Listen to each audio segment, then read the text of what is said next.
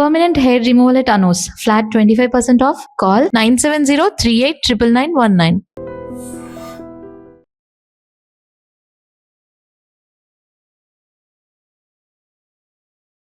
నమస్తే, welcome to I dream.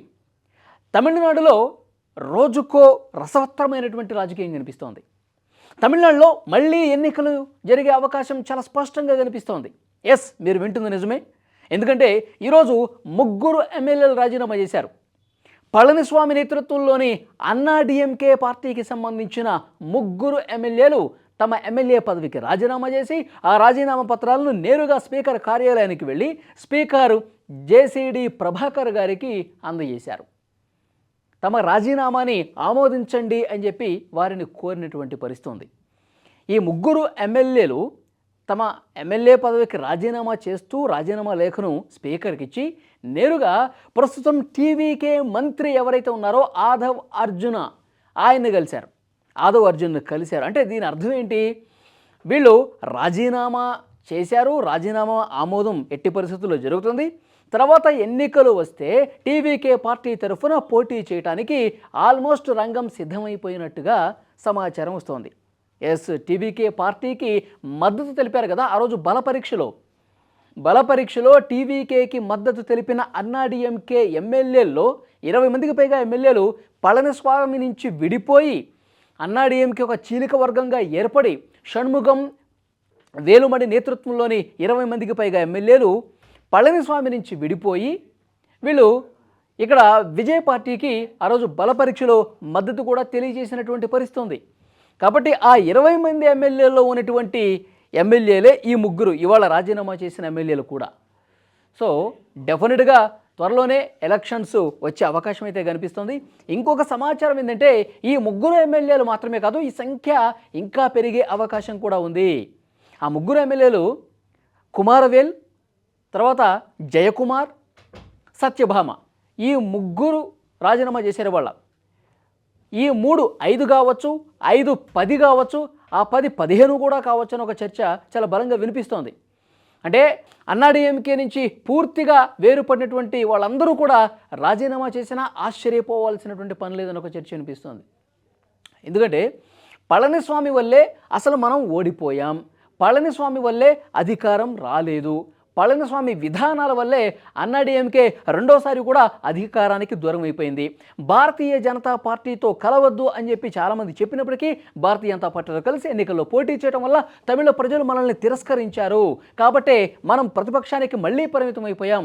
ఈసారి ప్రధాన ప్రతిపక్ష హోదా కూడా రాలేదు అంటే ఈ పళనిస్వామి కారణం అని చెప్పి షణ్ముగం, వేలుమణి నేతృత్వంలో దాదాపు 20 మందికి పైగా ఎమ్మెల్యేలు వేరుపడిపోయి మొన్న బల పరీక్షలో కూడా విజయ్కి మద్దతు తెలియజేసినటువంటి పరిస్థితి. కానీ ఇప్పుడు ఈ ముగ్గురు ఎమ్మెల్యేలు ఎందుకు రాజీనామా చేయాల్సినటువంటి పరిస్థితి వచ్చింది అంటే దీని వెనకాల విజయ్ వ్యూహం కూడా ఉన్నట్టుగా తెలుస్తోంది. ఎందుకంటే మొన్న మంత్రులుగా ప్రమాణ స్వీకారం చేసేటప్పుడు కాంగ్రెస్ పార్టీకి సంబంధించిన వాళ్ళు, వీసీకే వాళ్ళు ప్రమాణ స్వీకారం చేస్తున్నటువంటి క్రమంలో అన్నాడీఎంకేనే విడిపోయినటువంటి ఈ ఎమ్మెల్యేలు కూడా వీళ్ళను కూడా మంత్రివర్గంలోకి తీసుకుంటున్నాడు విజయ్. అలా తీసుకుంటే కనుక మేము మా మద్దతును ఉపసంహరించుకుంటామని చెప్పి వీసీకే కానీ తర్వాత వామపక్షాలు కానీ అభ్యంతరం తెలిపినటువంటి పరిస్థితి ఉంది. మేము మద్దతు ఉపసంహరించుకుంటే నీ ప్రభుత్వం మైనార్టీలో పడిపోతుంది అని వాళ్ళు భయపెట్టినటువంటి పరిస్థితి ఉంది. ఆ తర్వాత వెంటనే టీవీకేకి సంబంధించిన కొంతమంది మంత్రులు, వాళ్ళు నాయకులు మాట్లాడారు. అలాంటిదేమీ లేదు, అన్నాడీఎంకే అసంతృప్త ఎమ్మెల్యేలు వాళ్ళని మేము మంత్రివర్గంలోకి తీసుకోవటం లేదు, మీకు ఎవరో రాంగ్ ఇన్ఫర్మేషన్ ఇచ్చారు అని చెప్పాల్సినటువంటి పరిస్థితి ఏర్పడింది. అంటే టీవీకే మంత్రులు, టీవీకే నాయకుల్లో కూడా ఈ భయం అనేది ఉంది. మనం మనం అధికారంలో ఉండి అద్భుతమైనటువంటి విజయం సాధించిన తర్వాత మనకు మెజార్టీ లేకపోవటం వల్ల వీళ్ళ మద్దతు మనం ప్రభుత్వం నడవటం వల్ల ఏ రోజైనా సరే మనం ఇబ్బంది పడాల్సిన పరిస్థితి వస్తుంది. మనల్ని ఇట్లా బెదిరింపులకు గురి చేస్తూనే ఉంటారు, మనం భయపడుతూ పరిపాలన చేయాల్సినటువంటి పరిస్థితి ఉంది. ఇలాంటి చర్చ చాలామంది టీవీకే నేతల్లో ఉంది. వాళ్ళందరూ కూడా ఈ విషయాన్ని విజయ్ దృష్టికి తీసుకెళ్లారు.